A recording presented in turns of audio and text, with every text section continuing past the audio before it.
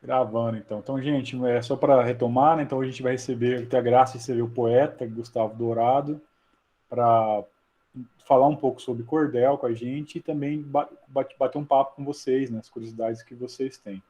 Mais uma vez, agradeço a Sheila pela esse intercâmbio, né? Por trazer o Gustavo aqui. Então, eu passo para você, Sheila, para você conduzindo aí esse início. E no final, como a gente combinou, volta para a minha palavra e eu abro para os alunos fazerem uma rodada ou duas rodadas de pergunta de acordo com o tempo, tá bom? Muito obrigado mais uma vez. Boa noite a todos e todas. A gente está aqui nesse bate-papo, né, com o escritor Gustavo Dourado, e eu vou fazer aqui uma mini apresentação, né, do currículo. Tentei resumir o currículo dele, que é bem extenso, então vou falar um pouquinho para vocês de quem é Gustavo Dourado. Bom, Gustavo nasceu em 18 de maio de 1960, em Recife dos Cardosos, Ibititá, Irecê, Chapada Diamantina, Bahia. Reside em Brasília desde os 15 anos, escritor, professor, editor, pesquisador, consultor, empreendedor e jornalista. É graduado em Letras, Língua Portuguesa, Literatura pela Universidade de Brasília. Pós-graduado em Linguagens Artísticas, Dramaturgia, Educação e Gestão. Atual presidente da Academia Taguatinguense de Letras, diretor da Associação Internacional de Poetas, membro da União Brasileira de Escritores. É autor de 56 livros, com 16 livros já editados e dezenas de folhetos de cordéis publicados. Seu trabalho literário foi selecionado e reconhecido pela Unesco. Foi homenageado como patrono na 33ª Feira Internacional do Livro de Brasília. Venceu o FAC em 2018 com a publicação impressa do livro Cordelos. Foi premiado com a medalha Renato Russo e pela Ordem do Mérito Juscelino Kubitschek. É cidadão honorário de Brasília. Possui diversos trabalhos sobre ele, teses de mestrado e doutorado pela Universidade do Brasil e do exterior, é embaixador da paz e acadêmico efetivo titular da Academia Brasileira de Literatura de Cordel, cadeira 33.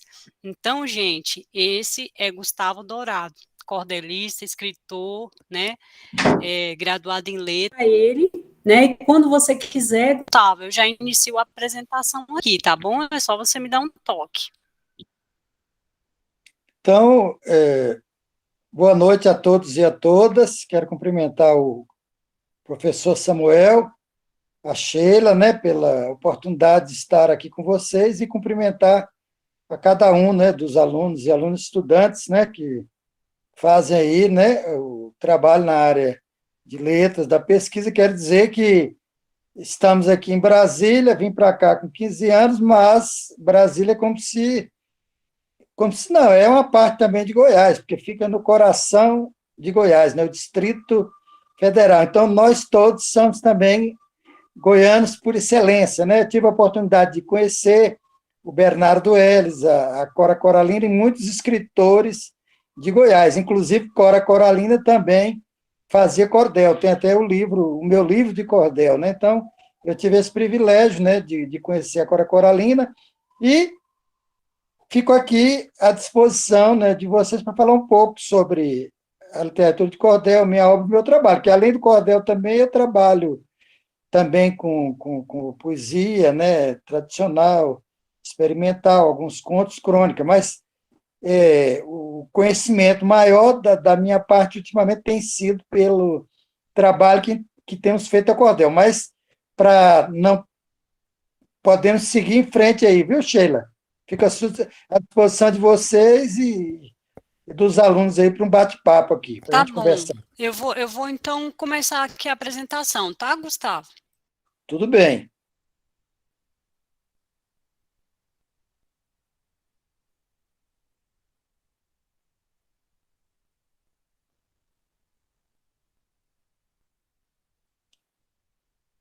Então, como vocês veem aí, o cordel, patrimônio cultural do Brasil, das origens à contemporaneidade, ou seja, a literatura de cordel tem um histórico, né, já tem um trabalho anterior, uma obra anterior vasta em Portugal, na Espanha, principalmente ali na Península Ibérica, onde nós tivemos os ex-trovadores, né?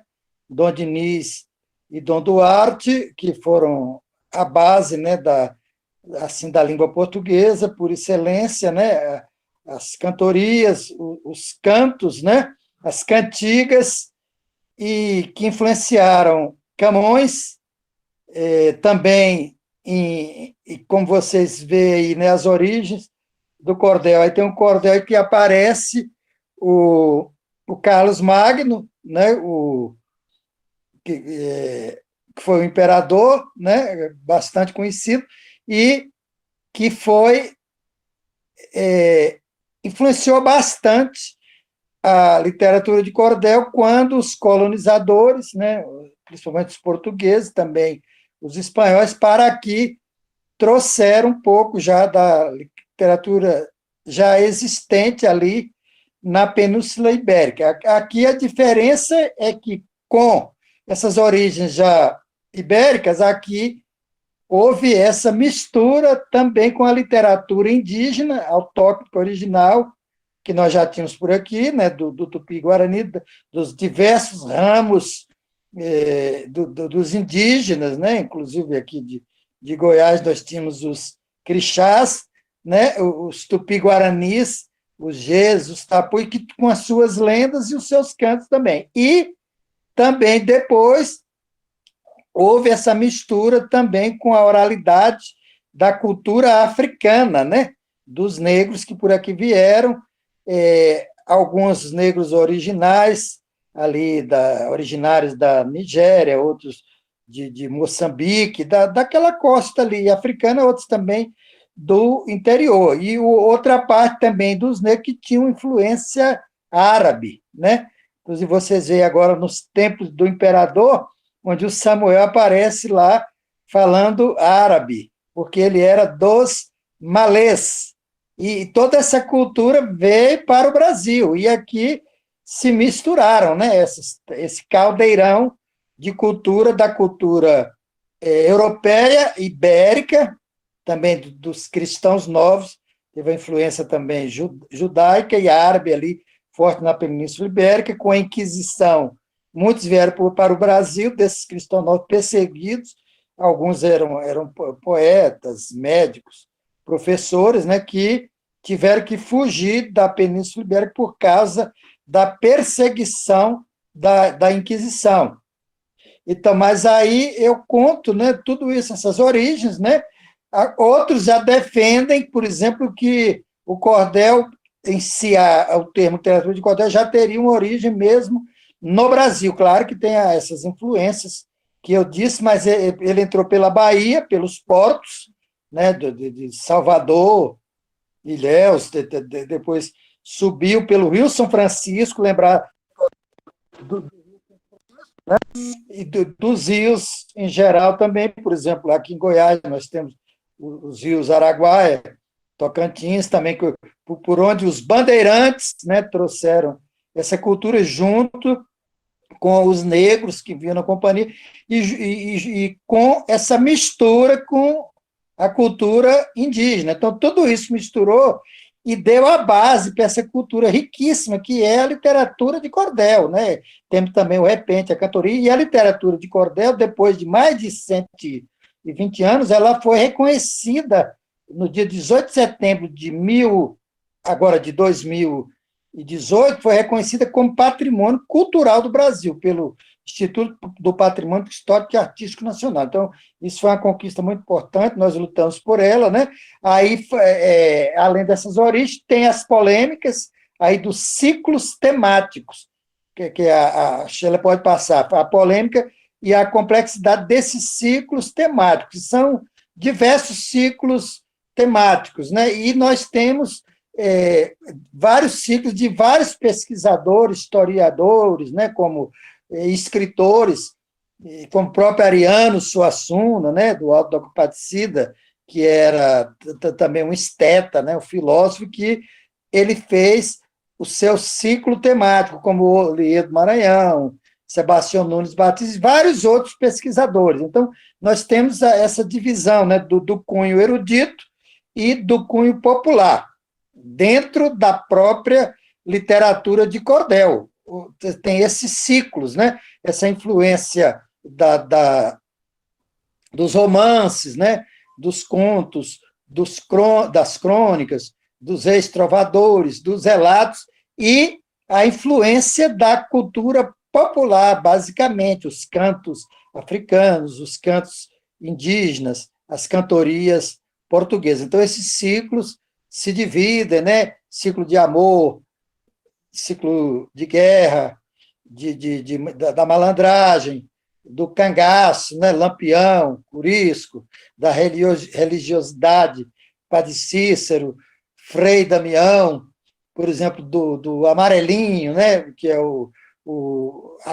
aquela figura da literatura popular como o João Grilo, o Pedro Malazarte, que o Ariano Suassuna trouxe para o Alto da Compadecida, o Chicó e o João Grilo. Então, tudo isso tem dentro da literatura de cordel. É uma vasta amplitude de ciclos temáticos, ou seja, são diversos temas. Hoje, praticamente, se fala de quase tudo dentro da literatura de cordel, da poluição, do sexo, do amor, da arte, da política, da religião, da consciência, da crítica, da saúde, da pandemia, da alienação, da negação, né, do negacionismo. Então, tudo isso influencia o poeta de cordel, o pensador, porque o poeta de cordel hoje ele está antenado, né, com a mídia, com a televisão, com a imprensa, com a educação,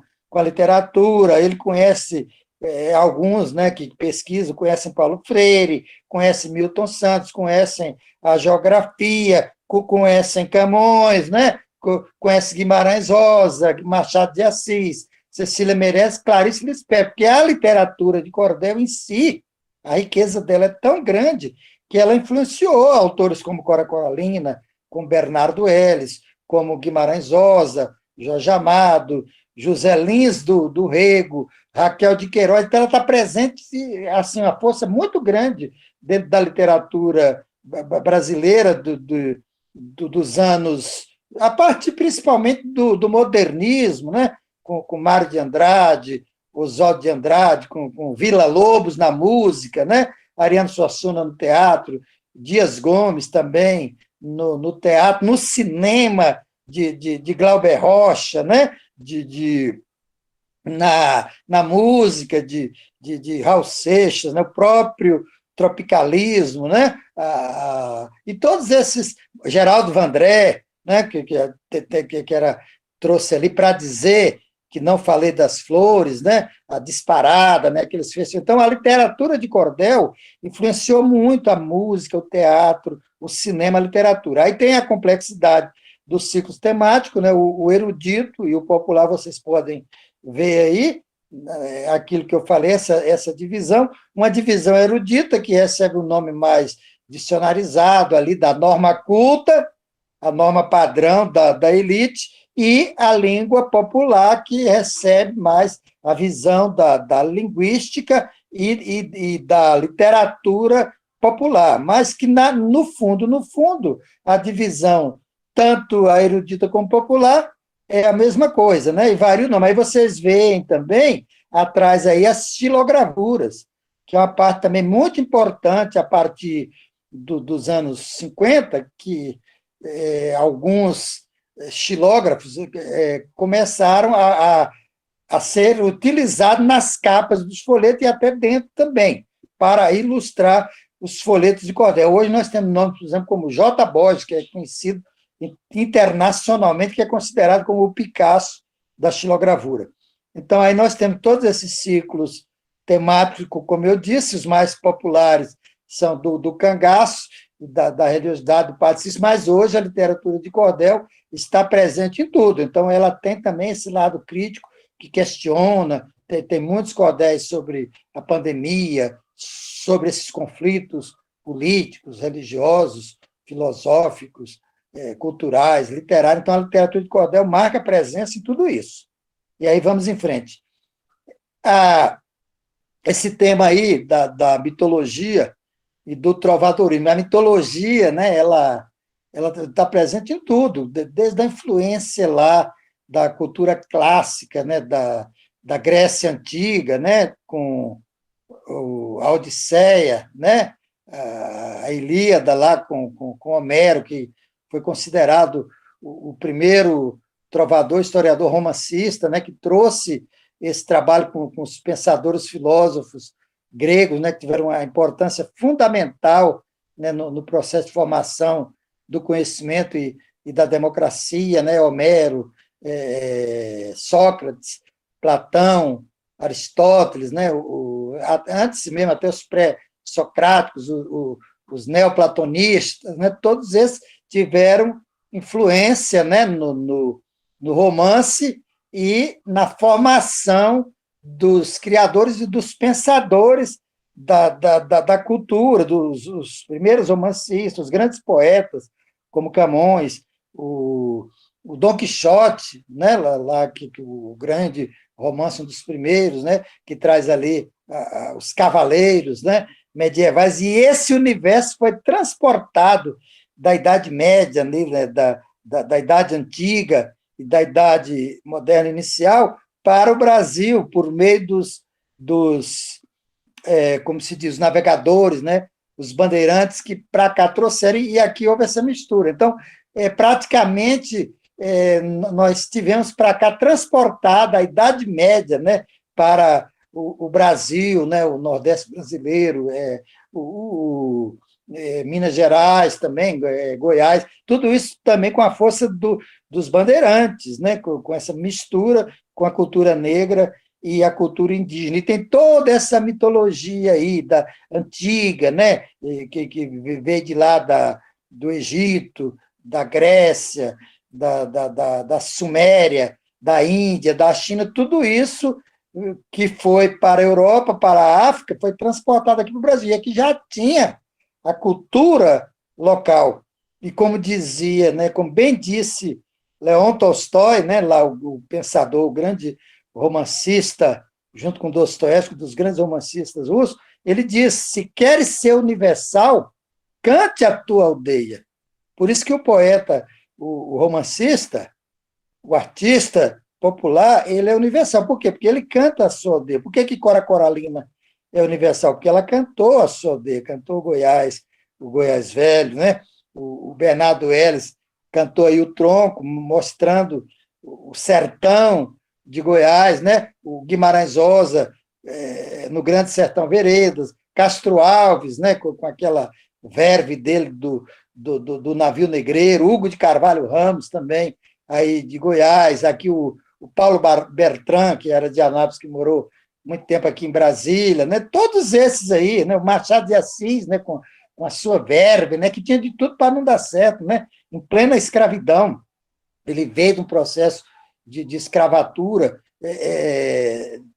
tinha um problema, era gago, epilético, pobre e descendente de escravidão, e conseguiu, né, pela sua luta, a sua arte, a sua batalha, ser um dos maiores escritores do mundo, de todos os tempos, com seus romances, né, Quincas Borba, Dom Casmurro, Memórias Póstumas de Brás Cubas, né? Ou seja, é um exemplo para todos nós ter um escritor como Machado de Assis, ter uma escritora como Cora Coralina, e todas essas pessoas, com a sua arte, com a sua luta, com o seu empenho, trouxe para nós, né, para a literatura de cordel, para os poetas, essa formação, né, de brasilidade, do conhecimento, que nós temos que valorizar o que é nosso. Claro que nós não podemos, né, esquecer o que vem de fora, que é importante, o que é produzido na Europa, na América, né, na Ásia, no Japão, na China, na Índia, nos outros países, no Egito, Israel, Palestina, mas nós temos que fazer o caldo de cultura e fazer o que é nosso, valorizar o que é nosso. Uma cultura brasileira como a literatura de cordel, né, como a capoeira, o samba, né, o xote, o chachado, o maracatu, a catira, somos nós que temos que valorizar. Ou seja, temos que ter orgulho da nossa criação, da nossa produção, da nossa mistura.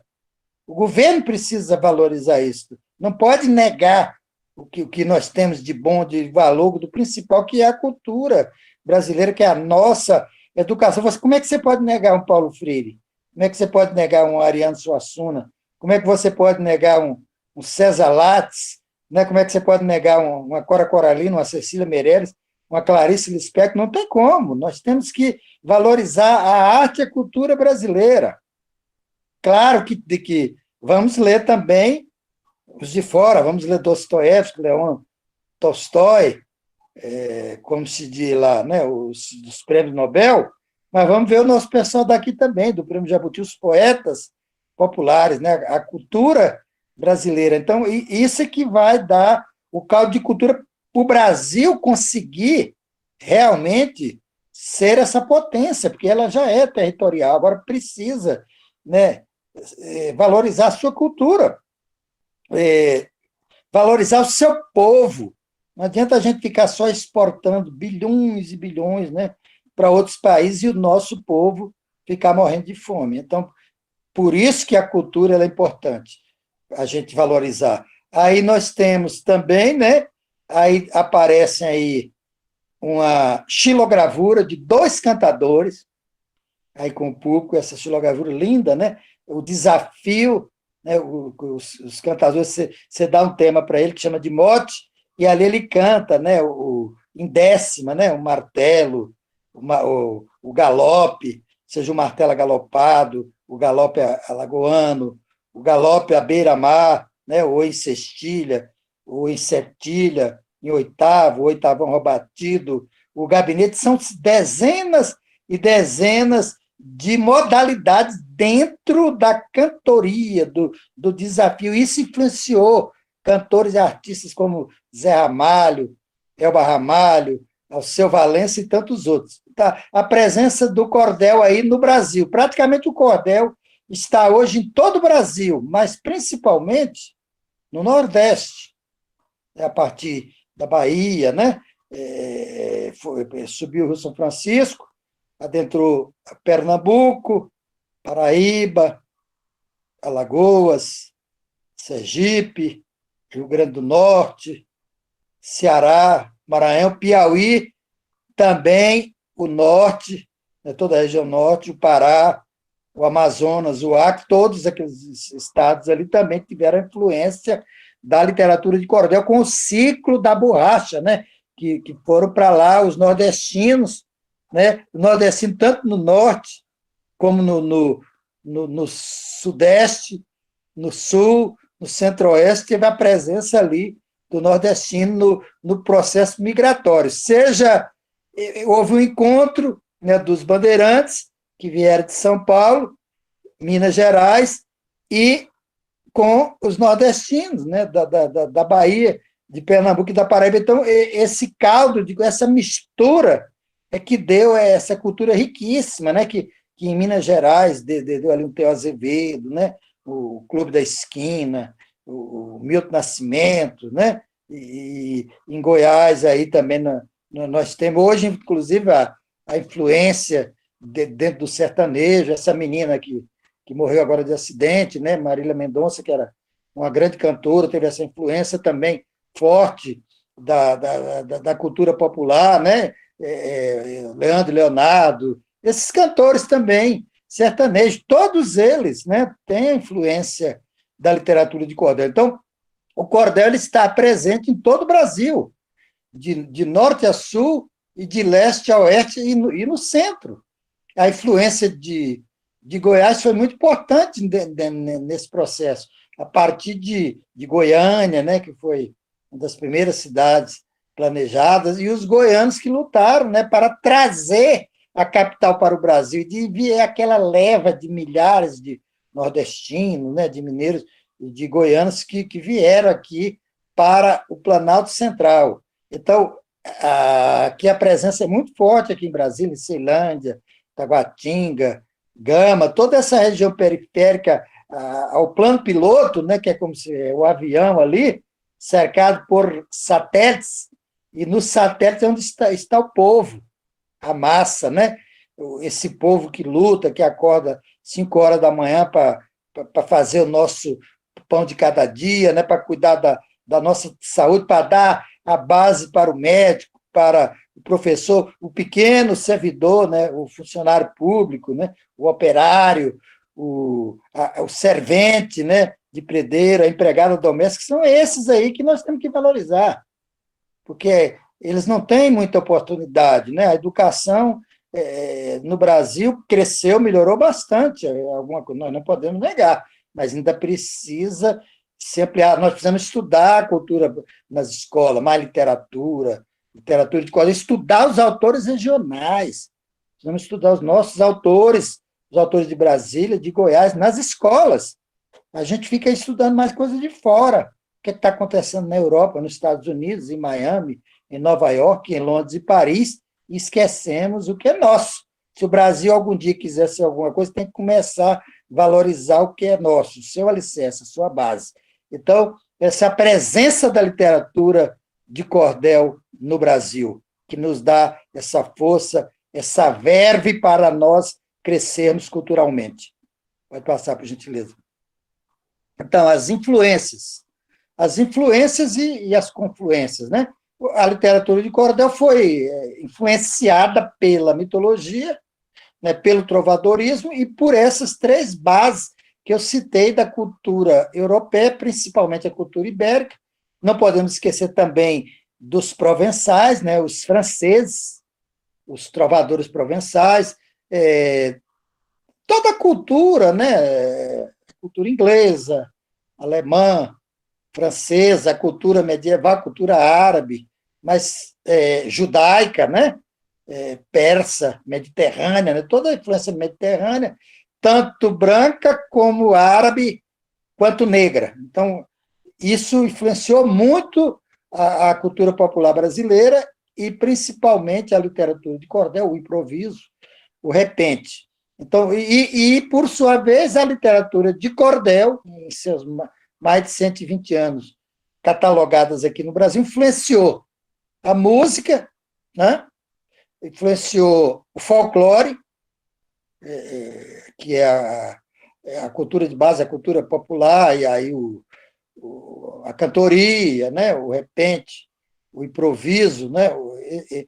Principalmente as cantorias também do sertão, né? Ela foi muito influenciada pela literatura de cordel, né? A oralidade, não podemos esquecer da oralidade, a importância da oralidade, a cultura oral dentro da literatura de cordel. Isso aí a gente vê na música, né, que eu já citei todos esses nomes aí, você tem Dominguinhos, não podemos esquecer do mestre, né, Luiz Gonzaga. Quem é que não gosta de um bom forró, né? Um forró pé de serra, um baião, né? Um shot, um chachado, um frevo, um maracatu, né? Isso aí dá aquele balanço, né?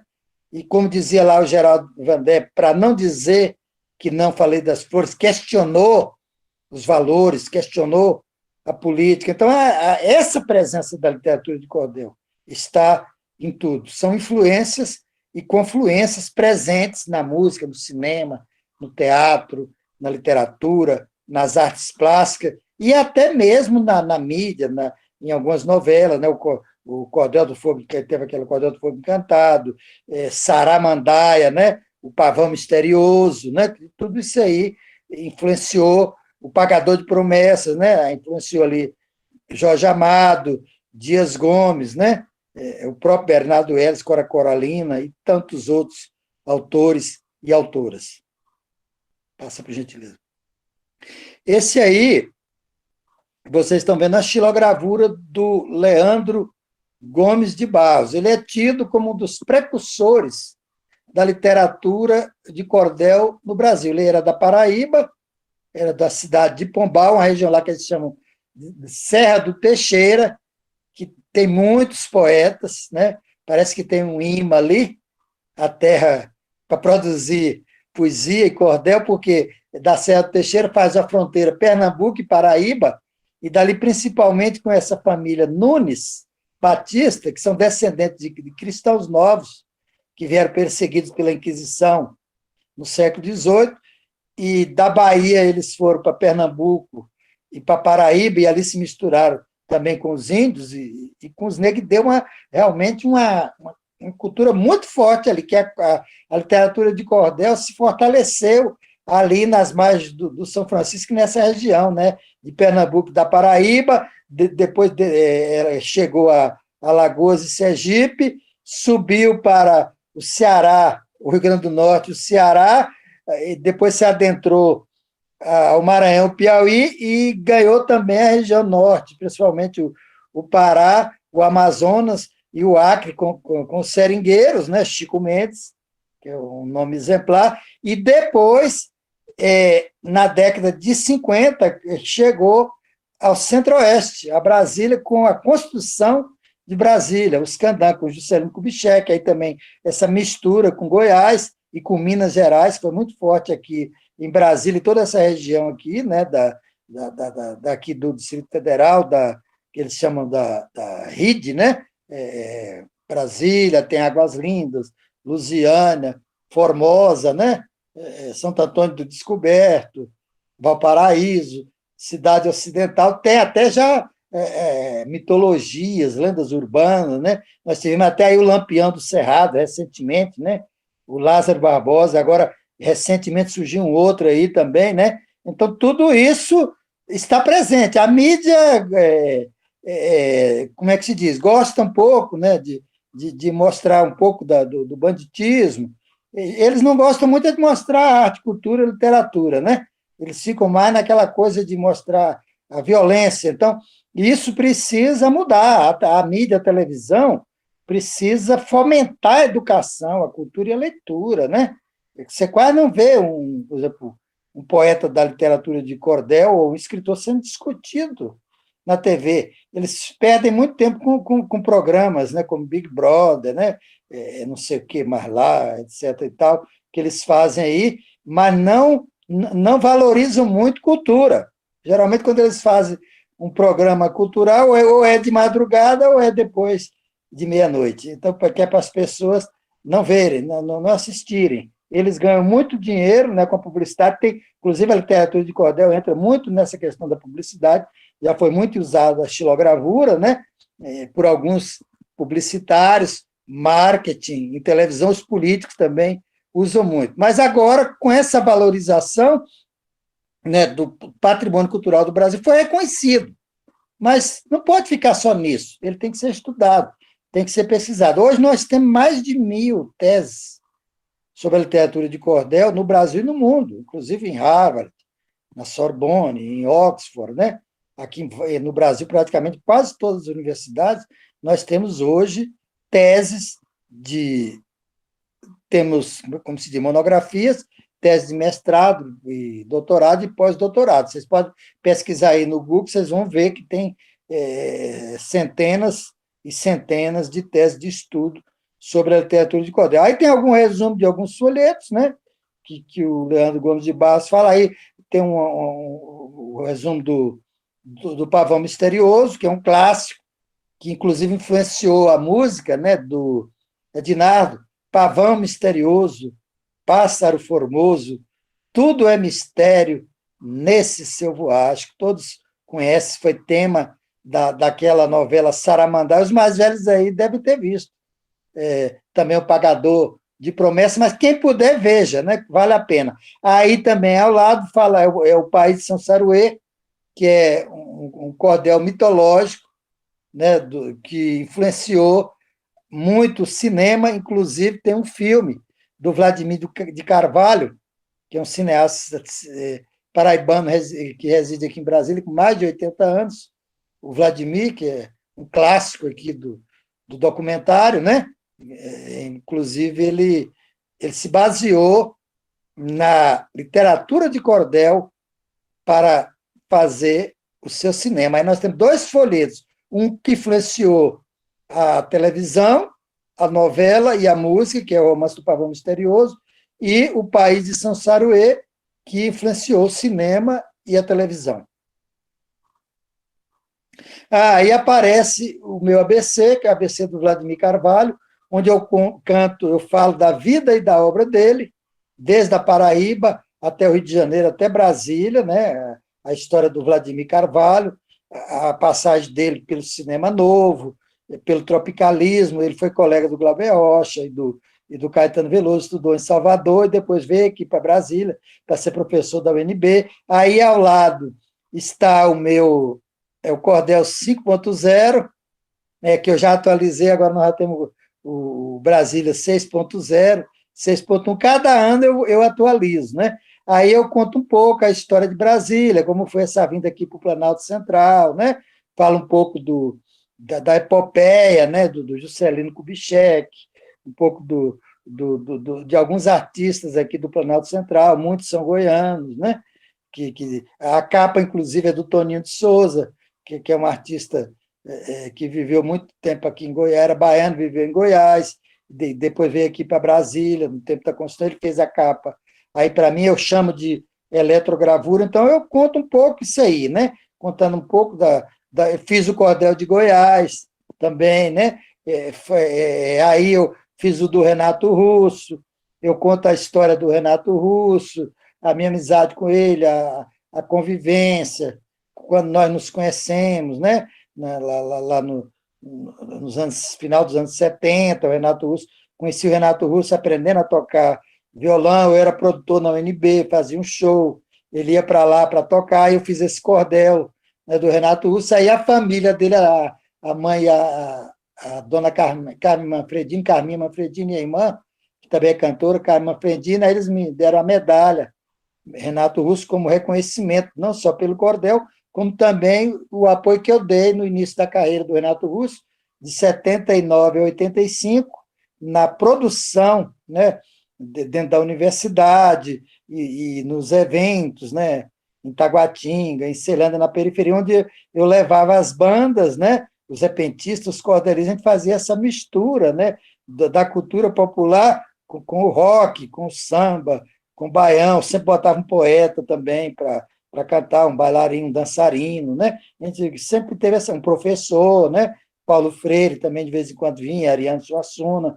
Aí eu conto então essa história. Até também aqui, olha, me pediram uma vez para eu falar um pouco da mitologia dos discos voadores. Aí eu fui pesquisar dentro do folclore, da cultura indígena, dos negros, essa mitologia do folclore, das luzes, né? Que aparecem, os fantasmas, né?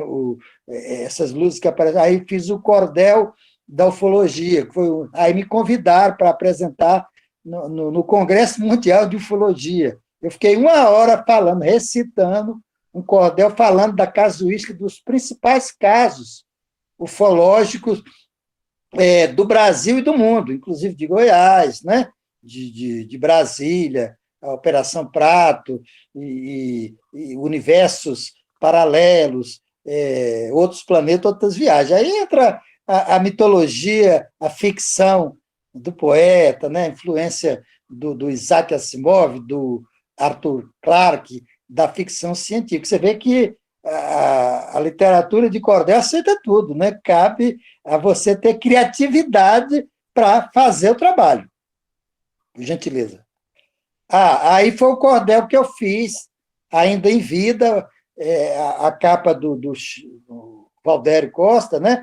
Eu tive o prazer, na Bienal do Livro, aí me pediram para fazer uma surpresa para o Ariano Suassuna. Aí eu fiz esse cordel, contando a vida e a obra dele em cordel, e o Valdério fez a capa. Aí, na abertura da Bienal, eu fiz a leitura do cordel, foi apresentado, né? O Ariano gostou muito, né? Ele ganhou o cordel e ganhou essa estilogravura, realmente ficou muito feliz, né? Ele foi um momento importante também para mim, né? Antes dele morrer, um pouco depois ele morreu. Então, mas eu tive esse privilégio, né, de participar, inclusive, das aulas de espetáculo, algumas vezes, né, pelo menos umas 10 aulas de espetáculo. Eu participei com ele aqui em Brasília, tanto na UNB como no Teatro Nacional, no Museu Nacional, em vários outros locais, em palestra. Então, eu estava lá com o Vladimir Carvalho, né, sempre dando o suporte para Ariano Suassuna, inclusive na Feira do Livro, na Bienal do Livro aqui de Brasília. Então, depois eu posso disponibilizar para vocês, né, aí, por meio do professor Samuel e da Sheila, um pouco dessa literatura. Tem um livro novo, né, que eu lancei, que é o Cordelis, onde eu eu atualizei, né, e eu conto um pouco da história da literatura brasileira em cordel. Ganhou o Prêmio Nacional do Ministério da Cultura. Por favor.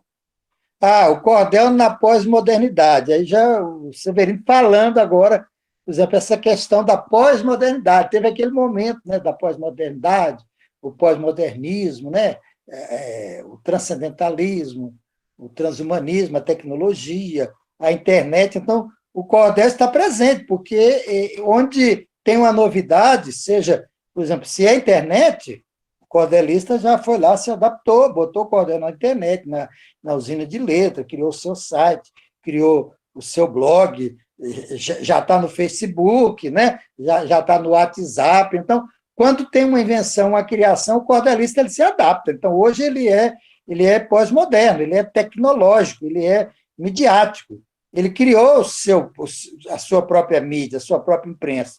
Por exemplo, os jornais não divulgam muito a cultura, principalmente a literatura de cordel, eles não divulgam muito. Eles ficam divulgando mais coisas de fora, das grandes editoras. Aí, o que é que nós fizemos? Nos adaptamos na internet, criamos nosso blog, nossos perfis, no Facebook, no Instagram, no WhatsApp, e aí vamos, né, colocando nosso trabalho aqui no Meet, né, já estamos aqui falando, né, pelas ondas da internet. Então é isso, o cordel na pós-modernidade, né? Aí está o cordelos. Por que cordelos? Os elos.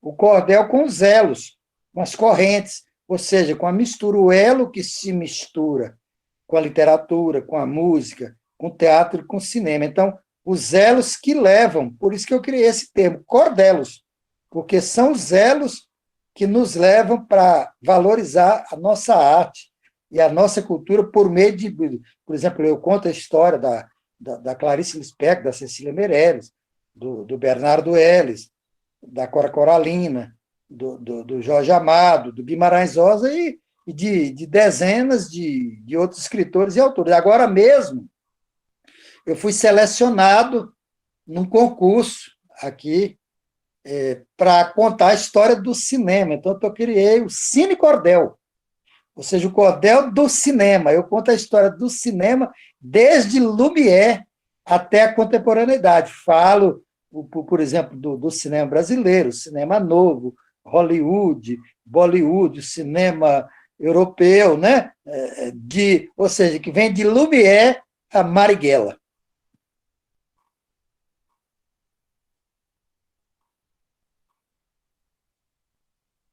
Pode passar, Sheila.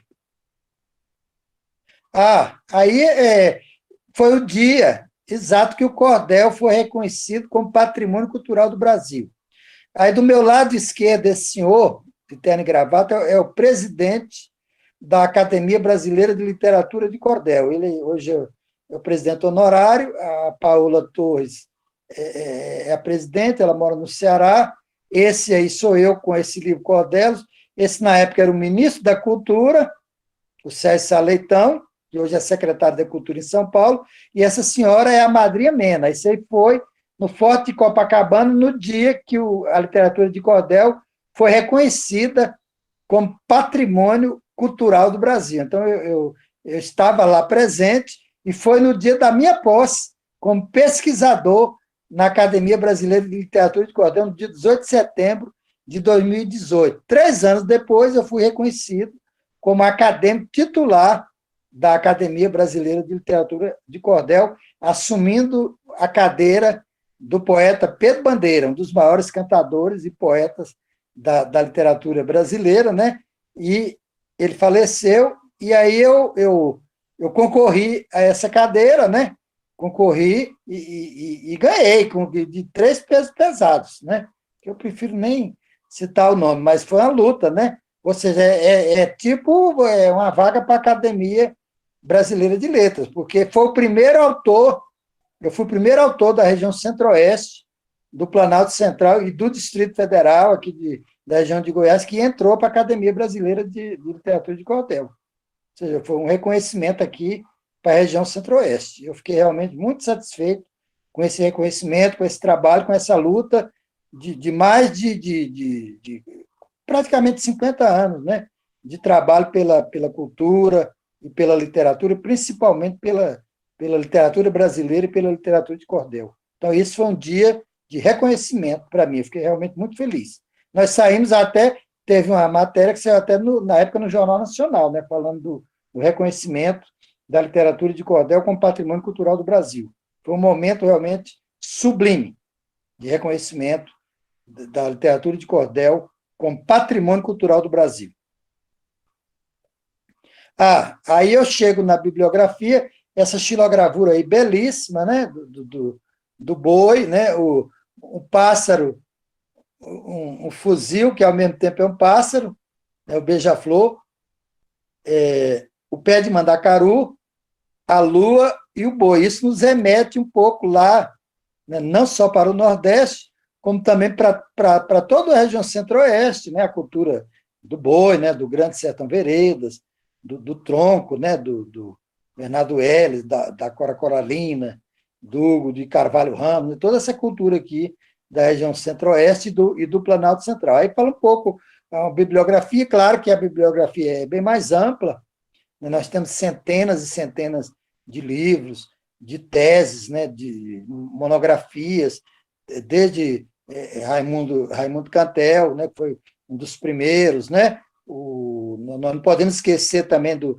Patativa do Assaré, né, que influenciou muito como é que se diz, a poesia matuta, né, e ele influenciou o Fagner, né, influenciou o Alceu Valença, o Belchior, né, e tantos outros autores da música popular brasileira. Então, tem um pouco da monografia, da bibliografia, né? E cada vez vai aumentando mais. Eu vou atualizar, tem que atualizar. Nós temos que atualizar praticamente mensalmente, porque são muitas novidades, né? São muitas novidades que acontecem dentro da literatura de cordel. Cada vez mais aumenta o seu universo. Por gentileza. E sou eu, né? Lá na Academia Taguatinguense de Letras, eu criei a Sala do Cordel, a oficina de cordel, onde nós formamos mais de 1.000 alunos e alunas da rede pública de ensino do Distrito Federal que aprenderam a fazer a folheto de cordel. Eu fiz uma parceria, né, com as escolas, com a Regional de Ensino de Taguatinga, de Ceilândia e outras regionais, da Secretaria de Educação aqui do Distrito Federal, com o padre Mourão de Cordel, é o poeta também José Maria da Silva Mourão, ele também é xilogravurista, tem também o Goari, que é outro xilogravurista, o poeta piauiense, o Mourão é cearense, mas todos vieram para cá, e lá nós formamos essa oficina de literatura de cordel, e agora também a nossa oficina foi reconhecida e premiada, então, e agora nós vamos para o ano, confirmando a seleção, já foi feita a admissibilidade, nós precisamos agora entregar a parte documental, nós vamos para as escolas do Distrito Federal levar a literatura de cordel para os professores, os educadores, os alunos também, né? Ou seja, vai ser um fomento muito importante, um trabalho importante, um reconhecido aqui pelo governo do Distrito Federal, pela Secretaria de Cultura e Economia Criativa, a Secretaria de Educação e a Regional de Ensino aqui de Taguatinga. Então, nós vamos levar essa literatura popular para as escolas. Já fomos em várias escolas e agora nós vamos com apoio oficial. Então, isso vai ser muito importante, né? Em 2022. Pode passar. Aqui acaba, Gustavo. Então, gente, aí eu procurei resumir, até praticamente, para ser sincero, eu nem li nada aqui, porque, como se diz, a letra é pequena e eu fico no celular, mas praticamente eu vejo a imagem e vou, como se diz, navegando na tela. Tinha um poeta que fazia muito isso, era o Cega Aderaldo. Ele era cego, mas ele era violeiro. E ele era tão inteligente que ele era cego e ele narrava os filmes do cinema mudo. Olha que interessante. Com a viola, ele cantava, o Cega Aderaldo, ele gravava o que estava ali, a pessoa falava para ele, ele gravava e ele cantava aquilo que passava no filme, no tempo do cinema mudo. Então, assim, então isso está na nossa alma, né? Está no coração, praticamente no gene. Mas eu acho que eu já falei muito, agora quero ouvir também um pouco de vocês e fico à disposição, se tiver alguma... Espero que tenham gostado, né? Eu falei aqui de coração, que é o meu sentimento, a minha vivência e a minha experiência de vida, né? Como poeta, né? Também um pouco como professor e como apreciador, né? Então, quero agradecer aí o professor Samuel, a Sheila, e estou à disposição de vocês, caso tenha alguma pergunta, alguma indagação, né? Muito obrigado, Gustavo. Foi muito bom mesmo. Foi fantástico. Eu acho que os alunos com certeza gostaram muito. Eu gostei, né? E muito interessante o modo como você apresentou isso para a gente, né? As múltiplas influências, né? As confluências e influências do cordel, de como ele é muito forte, muito presente na nossa cultura, né? E a gente às vezes não percebe, não tem consciência, né? E como você foi enumerando várias, e a gente vai, nossa, tendo dimensão de como o impacto, né, na nossa cultura é poderoso e, como você disse, a gente precisa fomentar, né, enfim, o cordel na escola, na educação, em geral, né, e como a gente está fazendo aqui. No caso da pesquisa, né, como a própria Sheila está fazendo um trabalho muito bom sobre isso, que vai, de alguma forma, contribuir, né, para a ampliação da visibilidade do cordel. Como eu disse a você, eu dei uma tarefa para os meus alunos para que eles elaborassem questões, né, se sentassem em grupo e elaborassem questões. Mas antes, a Stephanie levanta a mão. Diga, Stephanie. Não, eu só queria dizer, eu achei muito interessante. Ainda mais a forma que o senhor falou, porque quando a gente vai pesquisar sobre a vida do senhor, a gente vê que é uma pessoa muito requisitada, né? Que tem inúmeras entrevistas na televisão, eu achei o máximo, achei chique demais. E o jeito que o senhor fala parece que é muito humilde, então é acessível, assim, é bom a gente ouvir, parece que é com propriedade, nem parece que é uma pessoa tão, né, reconhecida assim. Parece que é alguém de nós, assim, entendeu? Mas eu sou, né? Eu Não, sou eu falo assim, igual a o vocês. senhor é muito humilde, pelo menos pela fala, eu gostei bastante por isso, eu entendi, deu para compreender bem. Exatamente, viu, Stephen? O poeta, o artista, ele, como diz o Milton Nascimento, o artista tem que ir onde o povo está. Então, esses artistas que ficam com muita empáfia, né, que não quer atender e quer ficar falando muito difícil, e tudo bem, a gente respeita, né? Cada um tem a sua característica, mas a minha, eu venho da origem popular, né? Eu venho do sertão. Eu venho lá do sertão e posso não lhe agradar, né? Como diz lá na música, mas e é isso, né, que acontece muito no Brasil, né? A elite brasileira não valoriza o seu povo, a nossa cultura. Eles preferem ficar com a cultura americana, europeia, do Big Brother, de Miami, Londres e Paris, enquanto a nossa cultura é riquíssima. E como eu disse antes, né, como falou Leon Tolstói, o grande romancista russo, se quer, e isso quem falei, o cara era um conde, né, da nobreza russa. Se queres ser universal, cante a tua aldeia. Então você tem que cantar o seu povo. A essência, né, do cordel, do samba, né, do shot, chachado, maracatu. Por que o Luiz Gonzaga ele é universal? Porque ele canta a essência do seu povo, né, da sua gente, das mulheres, né, a Maria Bonita, né, Samarica Parteira, a Santa Dica, né, aí de Goiás, que a Cora Coralina, né, nos traz tão bem, fala do doce ali do rio, né, das lavadeiras, né, das doceiras. Então é isso, essa é a essência, a magia, né, do povo brasileiro, é que essa cultura riquíssima, é a cultura mais rica do mundo, né, e que ainda não é valorizada, né? Temos que valorizar isso. infelizmente, né? Então, vamos fazer a rodada de perguntas. Eu falei para vocês prepararem 2 perguntas, mas vamos fazer uma rodada, cada um faz uma pergunta, até para o Gustavo responder com mais calma, né? Então, um faz uma pergunta, o Gustavo responde, o segundo faz outra, depois a gente volta para vocês fazerem mais. Pode ser? Na nossa ordem aqui é a Lucivânia que vai falar. Você está aí, Lucivânia? Estou sim. Boa noite. Eu sou a Lucivânia e gostaria de perguntar para o Gustavo Dourado quando e como se deu o gosto pela escrita e pela leitura.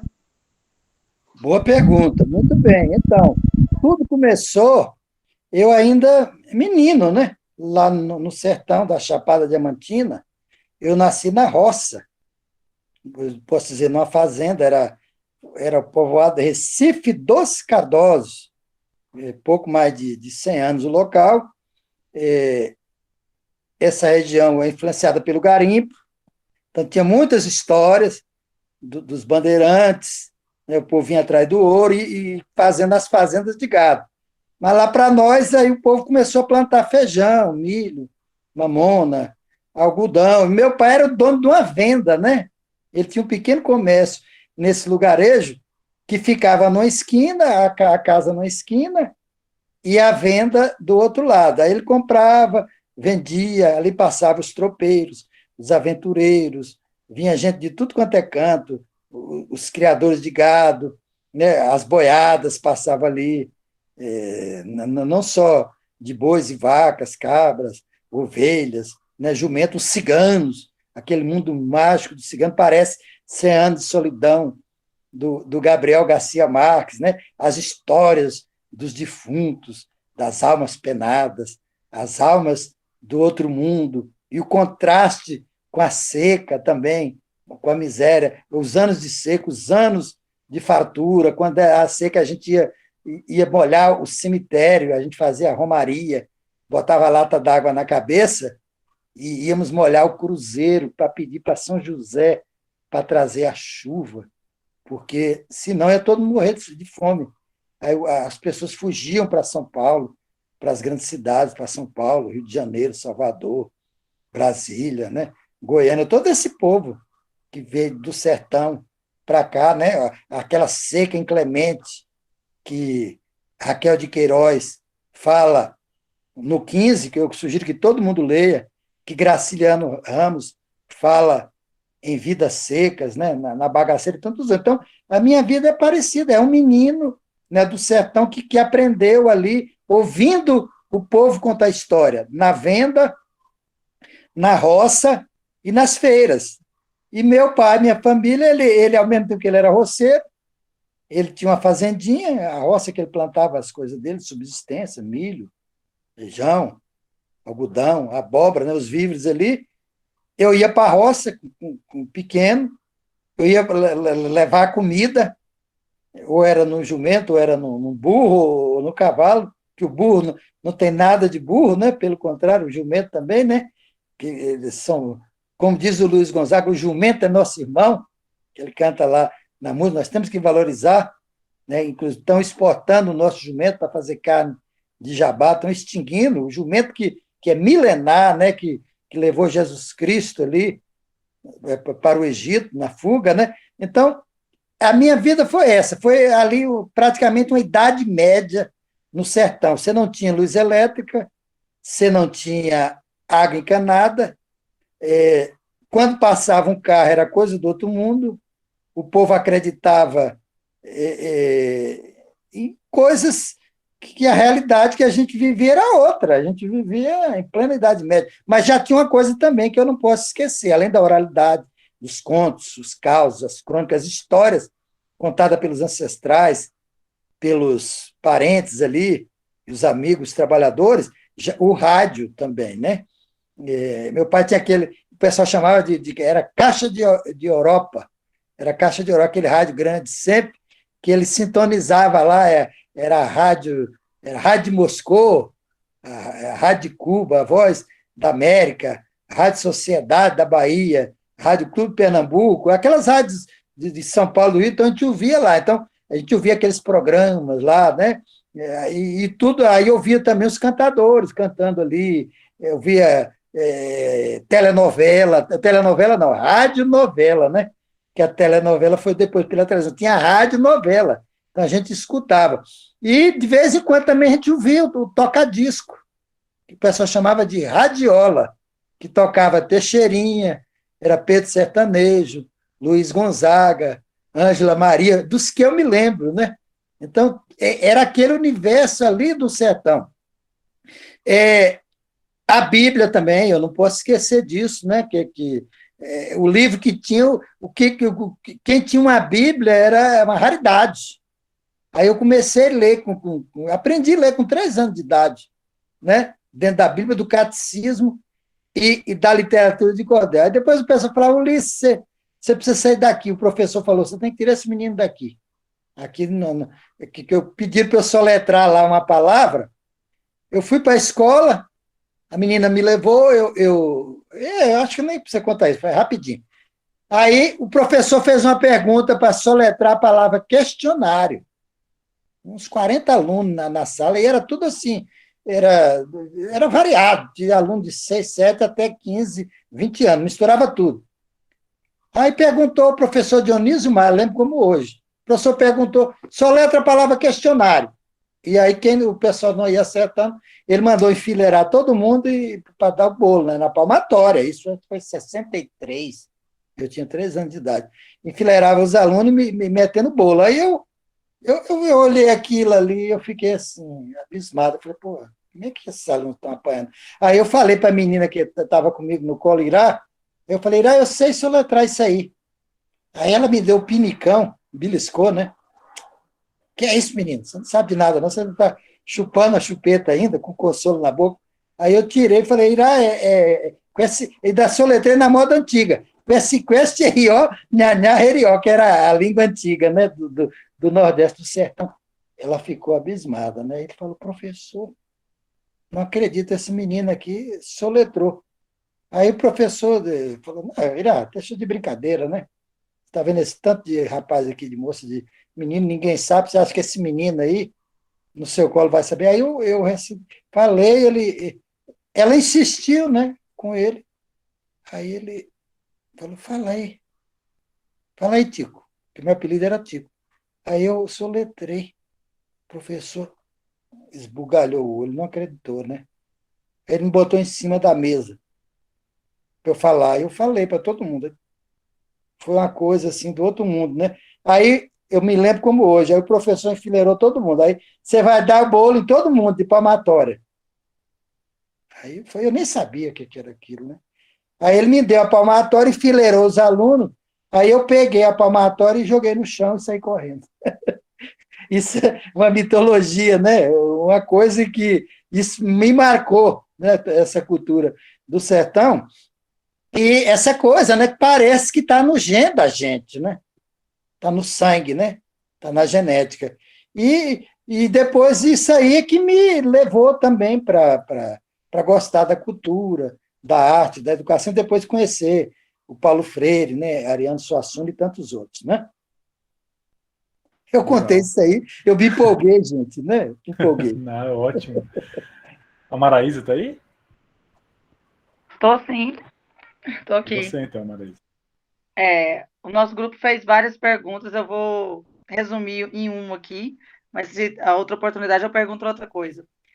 A gente, olhando as suas obras, a gente viu que você tem inúmeras obras primorosas que deram prêmios, reconhecimento em âmbito nacional e internacional, e que ainda é membro da Academia de Letras. Então, a gente queria saber qual é o legado que você pretende deixar na história e para os que inspiram nas suas obras. Muito boa pergunta. Olha, eu espero, né, humildemente, deixar alguma coisa, né? Assim, por exemplo, essas biografias que eu faço em cordel, contando a vida, por exemplo, de escritores como Cora Coralina, Bernardo Ellis, Machado de Assis, Guimarães Rosa, e também da literatura internacional, isso eu acho que houve já um reconhecimento dentro do Brasília 5.0, o Brasília 6.0, o Cordelos, né? Agora sim, isso aí dentro da literatura de cordel.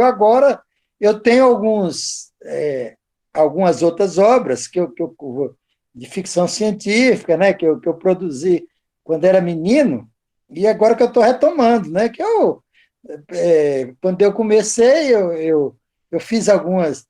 Interessante que eu tenho coisas ali que vocês nem acreditam, por exemplo, que eu contei quando eu era menino, que está acontecendo hoje. Coisas que estão acontecendo hoje. Que eu olho lá, estou vendo, por exemplo, eu falava de um aparelho que as pessoas falavam, que hoje o que? É o celular. Né? Eu fiz um romance chamado Batalha na Galáxia Negra. Eu tinha 9 anos de idade, aí eu falo disso, do teletransporte, dessas coisas. Eu acho que foi um pouco influenciado, talvez, pela Bíblia, né, pelo Apocalipse. Não sei, mas eu sei que tem essa coisa. Eu quero retomar isso aí. Eu estou fazendo agora uma leitura, né, retomando umas leituras importantes, né, dos clássicos da literatura universal, estou relendo Guimarães Rosa, que eu quero ver se eu consigo agora também aprofundar, fazer um romance, né? Um pouco contando um pouco essa minha história, que é essa minha vinda aqui para Goiás, aqui para o Planalto Central, talvez fazer uma Brasilíada, né? Não sei. Espero que eu consiga, né? Mas Legal.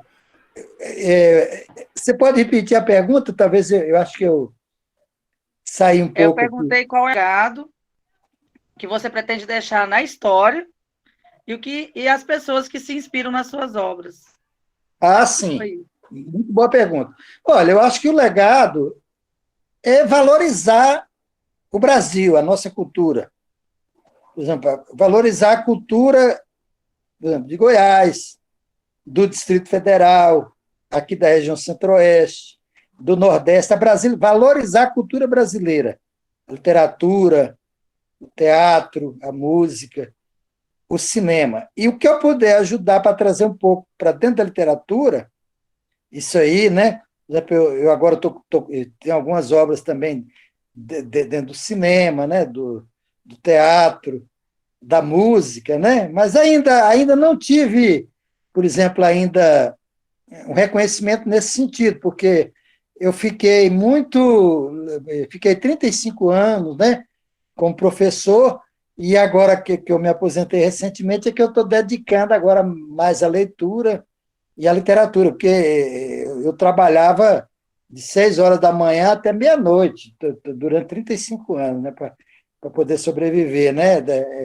Eu dava aula na Secretaria de Educação, acordava às 5 horas da manhã, daí comecei a dar aula na periferia, às vezes pegava 3, 4 ônibus, né, para poder chegar no local, depois eu tinha que estar 1 hora da tarde saindo do Gama, aqui, que é a periferia, 40 quilômetros do plano piloto, 45 quilômetros, para estar 1 hora da tarde no setor comercial sul, para entrar no Sara, a rede Sara, porque eu era professor lá também, tinha que bater o ponto. Se você chegasse atrasado, você era descontado. Às vezes até não entrava. E à noite eu tinha que dar aula na faculdade do Sina de Moraes e em uma outra escola, em Taguatinga. Então, eu rodava 120 quilômetros por dia de ônibus para poder sobreviver durante esses 35 anos aí de trabalho. Mas meu legado, que eu acho o que eu gostaria de deixar, é o que é o amor pela cultura, é a humildade, é valorizar, plantar uma semente de valorização do ser humano. Porque não adianta você ter poder, você ter riqueza e você ter conhecimento se você não valoriza o seu semelhante. Acho que esse é o maior legado, é o amor ao próximo, né? É você conscientizar as pessoas e ser bom. Como se diz no ditado popular, caixão não tem gaveta.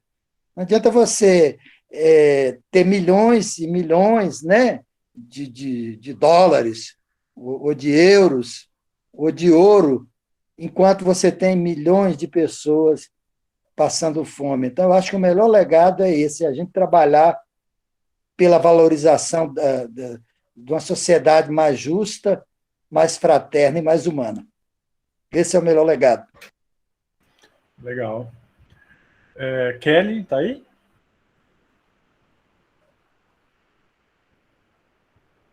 Oi, professor, tá aqui. Boa noite. Boa noite, Boa Gustavo. noite. Boa noite. Vou ler minha pergunta aqui agora do nosso grupo.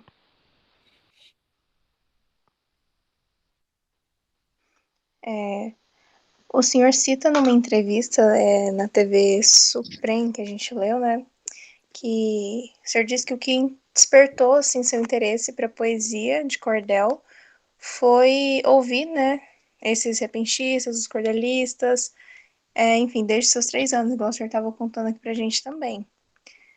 Então, hoje, o que o senhor pode afirmar que, por exemplo, alguma de suas obras foi inspirada por algum cordel específico que você ouviu quando era criança? Se sim, qual, né? E qual tipo de sentimento que o senhor espera que o leitor tenha quando escute o seu cordel? Tipo, o senhor espera inspirar, assim como o senhor foi inspirado, se foi. Sim, exatamente. As influências, né? Nós somos um produto do meio, né?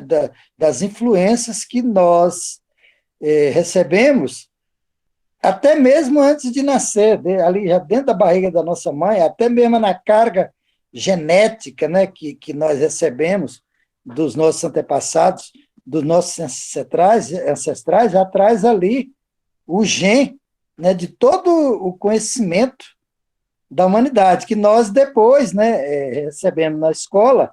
Eu recebi por intermédio da oralidade, dos contos, os causos, as histórias que eram contadas nos quintais, nos batentes das casas antigas, né, daquelas casas humildes do interior, que aqueles sertanejos e sertanejas contavam as suas histórias, as parteiras, as rezadeiras, né, os pequenos comerciantes, os trabalhadores da roça, né, os garimpeiros, as donas de casa, né? Então foi ali que eu, através da oralidade, aprendi, tive esse primeiro contato com o romance popular, que é o romance da literatura de cordel. Por exemplo, eu cito alguns como Juvenal e o Dragão, do Leandro Gomes de Barro, o romance do Pavão Misterioso, né? As histórias de Carlos Magno, de Camões, essa história do João Grilo, do Pedro Malazarte, os desafios, e os cantadores cantando nas feiras, né?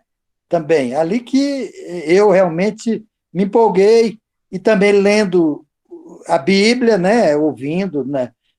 A influência também do catolicismo sertanejo, também um pouco também das igrejas, essas igrejas que eram na época que nós tínhamos lá, além da católica, era o quê? Tinha a presbiteriana, a batista e a Assembleia de Deus, e tinha a Igreja Católica, e não podemos esquecer também da cultura africana. Eu tinha lugar lá que ao lado tinha, onde eu morava, né? Tinha do lado tinha a maçonaria, do outro lado tinha um centro espírita, na frente tinha um terreiro de Umbanda, o pessoal chamava de terreiro de macumba, e do outro lado uma igreja da Assembleia de Deus, para vocês verem o sincretismo, né? Como era forte o sincretismo da cultura brasileira, e isso na Bahia, no sertão da Bahia. Então, eu tive todas essas influências. Então, tudo isso, para mim, foi a influência. E claro que eu não posso, depois de deixar a influência da Bíblia, do catecismo, dos folhetos de cordel que eu li, do dicionário, né, que eu gostava de ler dicionário, alguma enciclopédia, né, logo que eu comecei também, que tinha alguma biblioteca, algum livro que tinha, onde tinha livro eu ia atrás. Eu desde pequeno, eu gostava de livro, eu vendia livro, trocava livros, tive essa fase minha dos 10 aos 15 anos, que eu trocava livros, folhetos, livros de bolsa, aquela de ouro, aqueles livros de bolsa, revistas em quadrinhos. Eu cheguei a ter 2.000 livros de bolso e 3.000 quadrinhos. Eu tinha coleção de Tex, Fantasma, Tio Patinhas. Então, tinha gente que saía de outros estados para trocar revista comigo, gente que ia de outros estados para trocar. Então, eu cheguei a ter, por exemplo, a número 1 do Tio Patinhas, que era uma raridade, né? E do Tex e tudo. Então, isso tudo influenciou, né? Agora, aí já pegou um pouco também a influência por exemplo, o Walt Disney, que já era uma influência, por exemplo, da cultura americana, né? Que uma espécie de colonização da cultura midiática, né? Da cultura imperial, o poder, né? Que impunha aqui a sua cultura por meio da literatura americana, dos quadrinhos, hoje eles chamam de mangás, da televisão, né? Do rádio, mas no sertão, a literatura de cordel sobrepunha tudo isso, porque ele tinha a força da oralidade. Então, é isso que me deu essa influência, né? Tudo isso aí. Agora, nós não podemos negar nada, tudo influencia o homem em seu processo. Todas essas mulheres também criativas, nossas mães, né? Nossas parteiras, as lavadeiras, como é que se diz? As rezadeiras, né? Tudo isso influenciou. Muito bom. E a nossa última, que é a Rúbia. Rúbia, tá aí? Sim, Vamos lá? boa noite a todos. Bom, a minha pergunta do nosso grupo é qual foi a obra mais complexa já feita pelo senhor? Que o senhor teve mais, assim, dificuldade de colocar os pontos, de criá-la? Olha, boa pergunta. Eu tenho algumas obras ainda inéditas, mas assim, eu acredito que, além do Brasília 5.0, que é a valorização da cultura local aqui, do Planalto Central, foi o Cordelos, porque no Cordelos eu reúno 70 biografias, né, onde eu conto a história de cada um desses, ou seja, eu tive que pesquisar e ler, por exemplo, 70 escritores, né, como Machado de Assis, Guimarães Rosa, Clarice Lispector, Cecília Meirelles, Lima Barreto. Eu resgatei, por exemplo, uma escritora que foi a primeira escritora brasileira que escreveu um livro, um romance, e era uma negra. Foi uma professora do Maranhão, Maria Firmina dos Reis. Aí eu conto um pouco da história dela, da literatura de cordel. Eu resgatei também um outro escritor aqui, Samuel Ravé, que era um engenheiro, um arquiteto que veio da Conheço, Polônia. foi com o Joaquim Cardoso, trabalhou com o Joaquim Com Cardoso, Joaquim Cardoso. Niemeyer, né? Exatamente. Ele veio para aqui, para Brasília, e ficou esquecido aqui. E morreu aqui e ninguém ficou sabendo. Aí eu fiz um cordel para ele nos anos 80 e fui falando. Aí começou a resgatar. A obra dele começou a aparecer. Claro que não fui só eu, né? Aí apareceram os críticos, começaram a falar, mas eu fiz esse cordel para ele.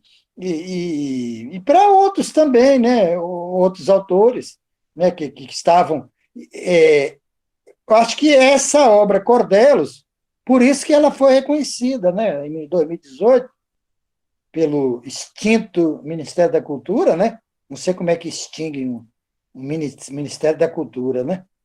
Não tem como. Tem que recriar o Ministério da Cultura e valorizar os nossos artistas, fortalecer, por exemplo, como a Lei Aldir Blanc, que foi uma lei importante, né? Que foi o que o Congresso votou e que deu suporte aí para vários artistas. Ela agora vem na segunda fase, tem também essa lei Paulo Gustavo e tem as leis, os fundos de apoio da cultura regionais nos estados. Isso tem que ser fortalecido. Então, para mim, foi Cordelos. Agora, eu gostaria, agora, como eu disse anteriormente, eu estou numa fase agora de lapidação de estudo e de pesquisa que eu estou fazendo o meu romance. Eu acho que, se Deus me permitir, e as forças da natureza me derem a inspiração, e eu conseguir lapidar, eu quero fazer esse meu romance aqui para falar um pouco, né, aqui do Centro-Oeste e a epopeia aqui do Planalto Central, né? Esse é o meu sonho. Espero ter inspiração e capacidade para fazer. Muito bom. Pessoal, a hora já avançou, né? Já foi 1h30. Eu quero agradecer ao Gustavo mais uma vez. Foi uma noite espetacular. Eu acho que todo mundo gostou. Foi muito legal, né?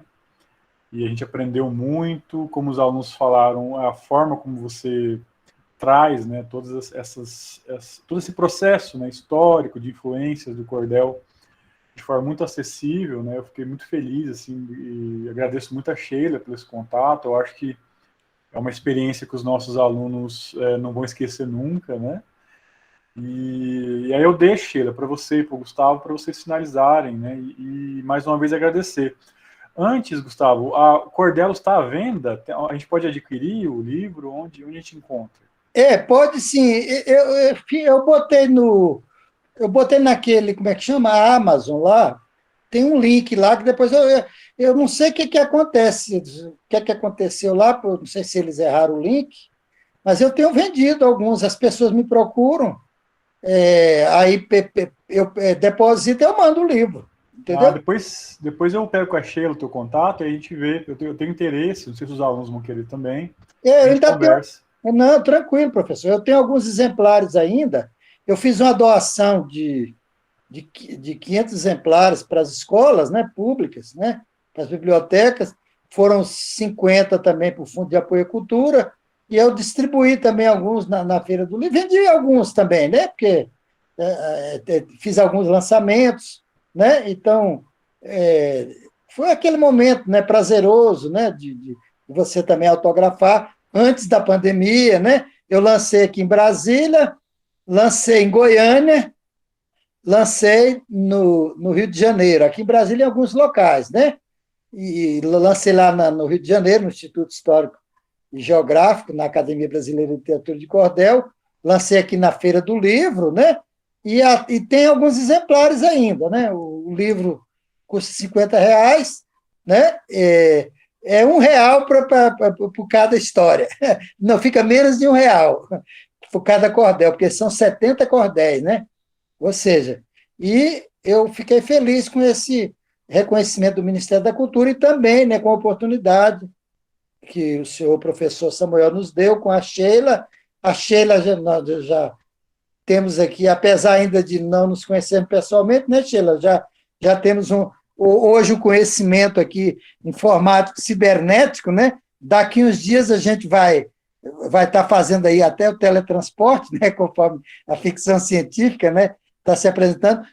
Tem umas séries agora interessantes, eu estou vendo a Fronteiras, né, que é muito boa, Fringe, né, e agora vai ter, tem muita coisa online, né, sendo produzida, né, mas eu acredito que brevemente nós vamos ter aí esse fim dessa pandemia, dessas variantes, né, com a luz da ciência e da vacina, acho que melhorou já bastante, e nós vamos caminhar, né, para, eu não digo assim, uma normalidade, porque, como se diz, nós não somos tão normais assim, de perto, ninguém é normal, né, como diz o Caetano lá na sua... Ainda bem, né? Ainda bem. Não é? Mas eu acredito na humanidade, eu acredito no ser humano. Temos que valorizar as minorias, né?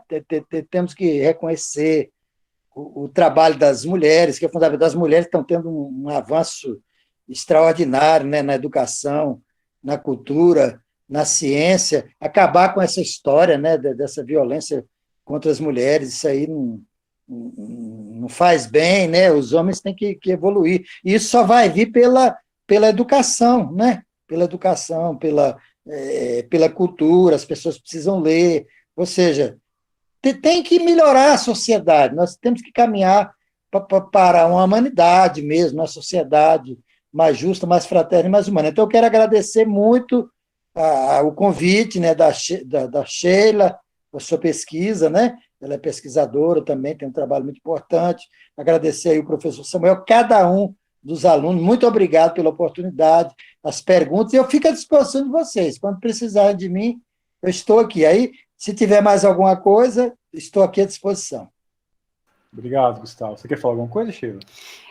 Primeiramente, agradecer ao Gustavo, né, por ter aceitado esse convite, o professor Samuel, por ter aceitado essa proposta de aula diferenciada, né, esse encontro com um escritor, um poeta, isso faz muita diferença aí, né, para os alunos que são estudantes de letras, e isso não para por aqui, né, gente? Eu convido vocês a pesquisarem sobre cordel, a lerem folhetos, quando passar numa banquinha, procurar para ver se tem cordel, porque tem muito poeta que sobrevive ainda da escrita de cordel, né? Então, a gente comprando folhetos, a gente está ajudando também bastantes poetas aí que vivem pelo interior do país, né? Pelo Nordeste aí, vivem disso.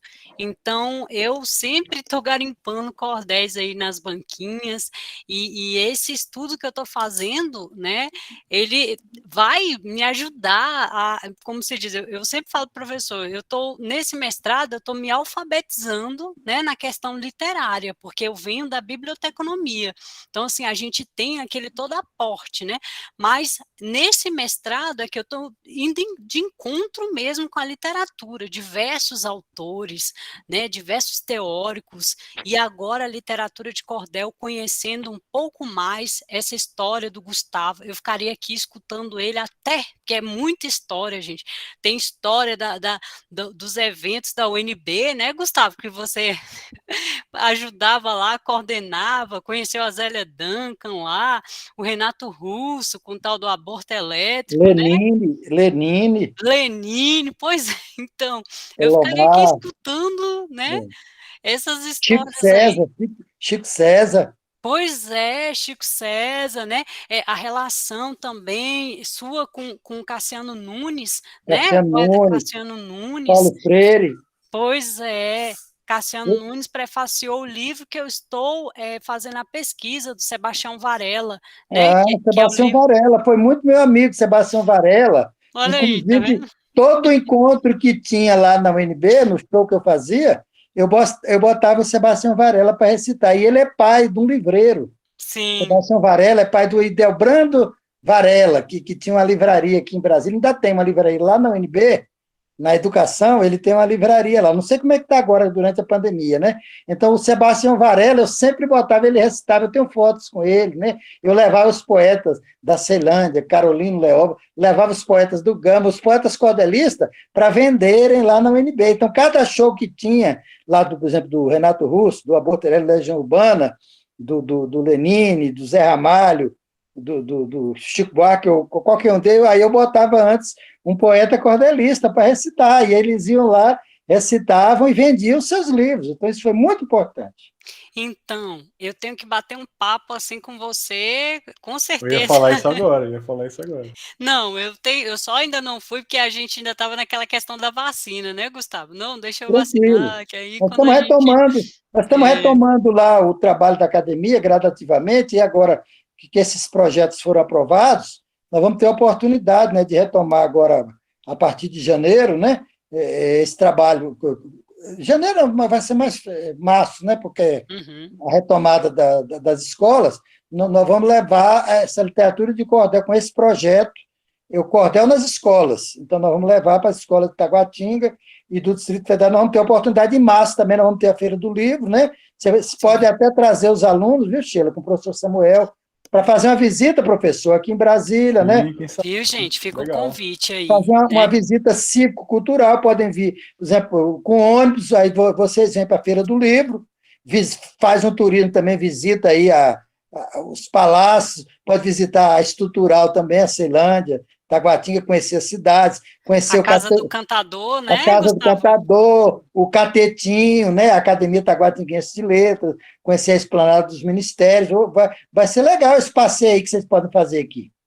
É uma boa ideia, Sim. Pode organizar, professor. Meu nome é pronto. Se organizem aí, que vai ser legal. Mais perto, né? Vai ser na Feira do Livro, vai ser em março. Na hora que sair a data certinha, Sheila, professor Samuel, passa aí para vocês. E também, Sheila, fica à disposição, se vocês precisarem de algum texto meu, para vocês utilizarem, tem o cordel do livro e da leitura, viu? Tá bom. Que eu conto a história do livro e da leitura, né? Desde a Biblioteca de Alexandria até a atualidade. Tá, muito obrigada, Gustavo, eu agradeço demais. Professor Gustavo também foi um dos percussores, né, que criou o projeto Encontro com o Ilustrador lá na Biblioteca Pública de Brasília, onde eu trabalho. Então, assim, tem foto do Gustavo lá com a antiga fundadora da biblioteca, sabe? A gente tem uma longa história aí com o Gustavo, né? E eu descobri isso na palestra que ele deu na Academia Taguatinguense de Letras, que eu comecei, lá, né, Sheila? Eu comecei, quando eu cheguei aqui, eu me envolvi, eu fui diretor de um clube de leitura, lá na Bahia, dos 11 anos aos 15 anos. Aí, quando eu vim para cá, encontrei a Neuza Dourado, que criou esse projeto Mala do Livro, né, que é minha prima também, mas eu não a conhecia ainda lá da Bahia, vim conhecer aqui. ela era de outra região, de Paratinga, né? E aí eu conheci a Neuza Dourado, entrei nesse projeto Mala do Livro, que é um projeto espetacular. Depois também comecei a frequentar a biblioteca, essa biblioteca a biblioteca 512, a Biblioteca de Brasília. é a Biblioteca Pública de Brasília. Frequentar a Biblioteca Pública de Brasília, a biblioteca, como é que se diz? Essa outra demonstrativa, e a biblioteca da UNB. Então, eu frequentei muito essas três bibliotecas. E também a biblioteca do Colégio Agrícola, quando eu morei lá. Eu fui aluno interno durante 3 anos. E eu trabalhei 3 anos na biblioteca, né? Apoiando lá os alunos, já como aluno interno. A bibliotecária falou, olha, aqui ninguém pode entrar, porque era a época da ditadura, mas você vai poder entrar. Aí ela falou, não, você vai poder entrar, mas tem uns livros aqui perigosos, que não podem ler. Eu, às vezes, ficava trancado um livro tal de Karl Marx, lá, né? Tinha uns livros perigosos que não podia ler, mas ela falou, mas você pode ler, porque você tem que orientar os alunos, você vai ser meu estagiário. E aí, aí o pessoal chegava perguntando por um livro lá, aí eu falava, fala com a professora, porque tinha uns caras, os olheiros, né? Na época lá, tinha uns espiões, então você tinha que ter muito cuidado naquela época com o que você indicava para o aluno. Se você indicasse um livro de Karl Marx, você ia ser interrogado, porque era uma junta militar que dirigia o colégio agrícola. Então, uma vez me chamaram lá, eu fui interrogado porque um aluno estava com o livro era Escuta Zé Ninguém, do William Reich, que por acaso era um livro proibido, né? Na época, e o aluno estava lendo, e esse livro acabou influenciando muitos alunos leram esse livro, e teve muita contestação lá no Colégio Agrícola, nesse período, né, por causa desse livro, Escuta Zé Ninguém, do William Reich. Então, são memórias bem interessantes, né? Gustavo, muito obrigada mesmo, viu? Eu acho que a Nayara quer fazer uma pergunta. Chico. Ah, tá. Teve alguém que levantou a mão aí, eu não sei quem foi. Boa noite. Eu queria, assim, agradecer, né, a oportunidade de ter conhecido melhor o senhor, uma oportunidade única, né? É uma honra para a gente e muito obrigado por responder, assim, as nossas questões com tanta presteza. Espero que a gente tenha essa oportunidade mesmo, desse convite que o senhor nos fez, e que dê tudo certo, né, para a gente ir mesmo. Obrigado, muito bem. Muito bem. Eu que agradeço, viu, Nayara? Eu agradeço você, Sheila, o professor Samuel. O cordelista, vocês têm que tomar cuidado, porque quando ele começa a falar, não quer parar, entendeu?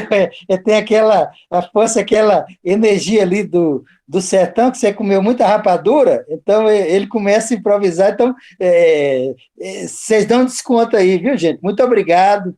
Desculpa qualquer coisa aí, né? Se eu falei alguma coisa que não devia, mas é porque eu falo com o meu coração, né? Eu realmente não fiz nenhuma filtragem, eu vou falando espontaneamente, como se fosse um repentista, um cantador. Então, a gente vai improvisando aqui um bate-papo, né?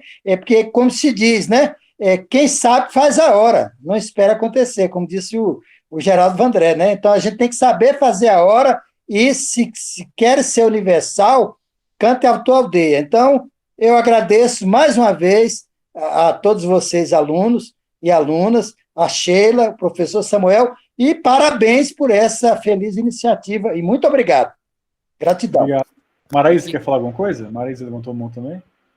Sim, é só agradecer mesmo por essa riqueza, né? Porque hoje, quando a gente vai falar sobre poesia, literatura, cordel, a maioria dos escritores, poetas, já são falecidos, né? A gente não teve a oportunidade de conhecer. Né? Os que eu gosto mesmo de ler, os escritores, eu nunca vou conhecer pessoalmente. Então, assim, para mim, foi interessante. Gostei muito. Obrigado. Eu que agradeço a oportunidade, viu, gente? Muito obrigado a vocês.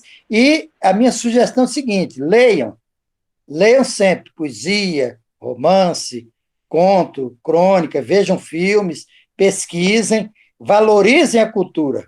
Isso é fundamental. Ó bendito que semeia livros à mão cheia e manda o povo pensar. O livro caindo na alma é germe que faz a palma, é chuva que faz o mar. Castro Alves. Muito bom. Obrigado, Gustavo. Ô, Sheila, você terminou você estava encerrando, né? Não, eu só estava agradecendo mesmo, professor. Agradeço o Gustavo e a todos os alunos aí, né, pela escuta também e as ricas perguntas aí, né, que contribuiu para esse bate-papo aqui. E eu só tenho a agradecer mesmo, Gustavo, professor também. Beleza, Muito gente, obrigado. muito obrigado. Foi uma noite muito frutífera, né? Foi muito gostosa. Reitero mais uma vez, Gustavo, a alegria, né? E agradeço pela sua gentileza de estar aqui com a gente. Espero realmente que a gente possa, né, com a vacina, a gente consiga estabelecer esses intercâmbios, né?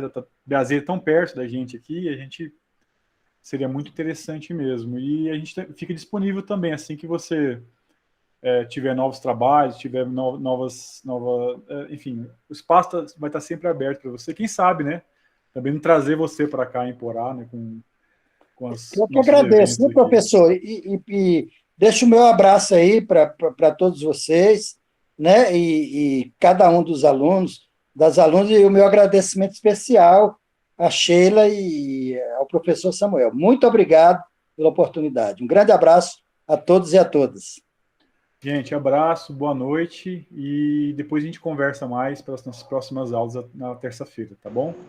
Abração. Boa noite. Tchau, Boa gente. noite, Boa noite, obrigada. professor. Boa noite, Boa noite, Sheila. Boa noite, pessoal. Gustavo. Boa Obrigada. noite, Tchau. obrigada. Obrigada, tchau.